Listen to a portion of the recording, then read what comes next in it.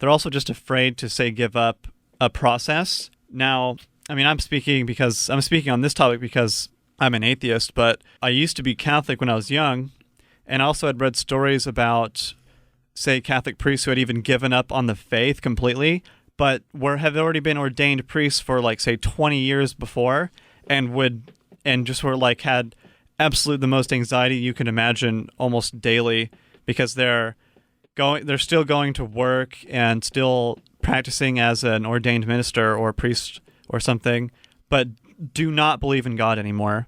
Oh yeah, that's a good example. I didn't think of that because I remember this story. Yeah, and so I'm sure that, and there are equivalents to that in other groups, and say like not only priests are suffering from this anxiety. So other groups of people are obviously, being a priest and not believing in God would be pretty rough. It'd be like one of the toughest ones to live with, maybe. But there's certainly other bad cases, I think. Yeah. Like, say having to go to work and then for years and having a career, but then sometime during your career point being like, I hate this job and I don't believe in what I do and I think it's wrong or something like that. Yeah. Yeah, imagine being Joe Lieberman. That'd be terrible. But yeah, the one about the Catholic priest, I want to explain what that is exactly an example of. It's an example of someone like taking on their being and who they are to represent an ideology and then being in a position that they can't abandon it. What I think happens actually to most people is that they just practice the right type of mental acrobatics to prevent themselves from having that happen. And that probably happens to, I think, even more priests than have come forward, because there's some sort of website about it, if I remember. I think you showed it to me a couple of years ago. Probably, yeah. But, another decent example is the whole gun regulation thing, the whole, like, hunting hat culture of people, that wear the hunting hats. And I think that is kind of a cultural group. They've adopted sort of certain values from conservative mechanisms like, right-wing pundits and all that stuff. And those messages are obviously only prevalent because they represent the interests of some elite group with the power to shape what messages the media disseminates. Now, I've had discussions many times with people about gun regulation and gun right. And in my experience, so I mean, this is anecdotal. In my experience, they take it as an attack on themselves. And it's a pretty emotionally charged subject, even more than gay marriage, I've noticed. They don't like it. That same group doesn't like gay marriage, and because it's not heterosexual marriage. I honestly don't understand whatever the argument is against it. I don't comprehend it. But anyway, they take it as an attack on themselves. If I say that it's not true that Hitler and Stalin took away the guns, then that's an attack on them. I'm not merely correcting a widely misreported fact. Or when someone says one of these other widely disseminated falsities that UK has the highest violent crime and they don't have guns, also false. If I start saying that I think these are false, if I start saying these are false, then it's an attack on them. And I think they really take it personally, so it becomes impossible to talk about. Noam Chomsky was actually on Alex Jones' show one time many years remember ago, that one. And the interview ended up as Noam Chomsky disagreeing with Alex Jones. No, it was, I think he was kind of more hung up on because Alex Jones had made some kind of bogus statement that there was, like, say, more gun violence in the UK. And then Noam Chomsky was like, no, that doesn't seem true. I think that's not the case at all. I don't think UK has that much gun violence. And then it was like he was hung up on, and there was like this rant after Noam was already hung up on about how he's like a New World Order shill and stuff like that. I remember that because Alex Jones, the person who reports things that I think are frequently not true. Yeah. Because on radio, I couldn't give a more accurate expression of my feelings of what he says. We gotta keep it PG in here. Yeah, he said a complete lie about what the statistics were for gun violence in the UK, and when Chomsky disagreed with him, Alex Jones restated the fact, and Chomsky was saying, well, the viewers can just look it up if they want to, and that was the end of that. I remember that now. Also, Peter Joseph from the Zeitgeist movement totally pwned Alex Jones on the radio too, if you want to hear a funny one. Although Peter Joseph has what I think are some pretty bizarre views. Also, the leader of the Zeitgeist movement. Mm-hmm. Yeah, so I think Alex Jones took that as like a personal attack too, in a deep way, because if he can't really allow stuff like that to happen on his show, because then he can't be persuading people that say any type of gun regulation is not tyranny or something. Yeah, and his statistics are really, really bad. I think UK's gun violence per year is like probably less than 30 as far as like gun murders. In the United States, it's like probably over 10,000 or maybe much higher. Yeah. So it's not even a close comparison. So if he says that it's the opposite is true, then it's like you can tell what kind of a super liar some people are about the topic.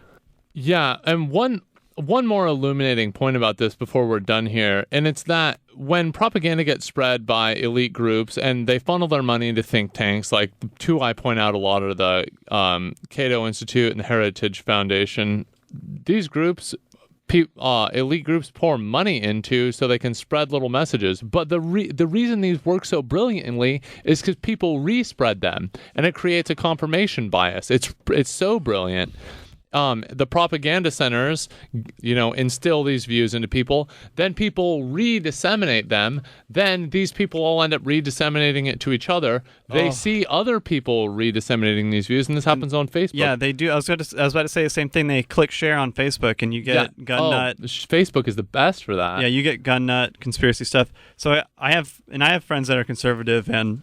Oh yeah, me too. I have many. And hold these views, and so I'm polite on there, but of course I have to interject at some point, because when someone shares something from the Illuminati Exposed webpage, like I have to be like, okay, come on, let's think about what kind of messages we're sharing here, people. Yeah, and see, let's say I buy into some propaganda, and then I see my friends also sharing the same type of message, but it all originated from the same center. The same right-wing think tanks, and then it's going to look to me like, hey, look at my friends are posting this too. This is what I'm getting this from multiple sources. It seems like multiple sources, but it's all the same source, and it's confirming it to me that it's true, and I'm confirming it to them. So the fact that people reproduce the memes built into propaganda is such a big score for elite groups in their attempt to control ideology. Mm-hmm. Yeah, it would be easy for any company to say hire someone or even have an intern, make shareable, convincing little pictures or quotes to say put on a popular webpage. Especially when you have, I think, so many companies that have so many like subsidiaries and so many small offshoots that they own. So a company could own. Like a big company like say like Disney or Viacom or Warner Brothers or something. It's a media group that owns like most of the media that is like produced, and so they have all these companies that they produce or that they own, say they've bought out or maybe created, that are smaller and not associated with that company in the sort of direct way you're looking at it. They could create lots of messages and create lots of shareable, likable types of content, I guess.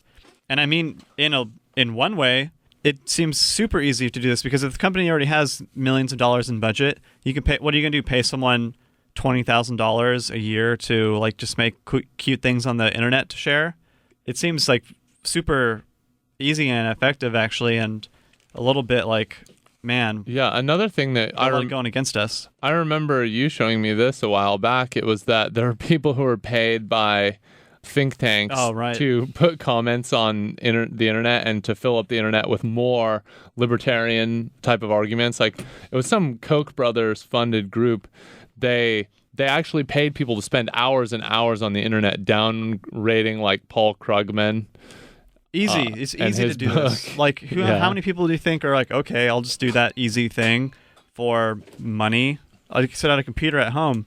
I mean, the possibilities are pretty vast when it comes to social media.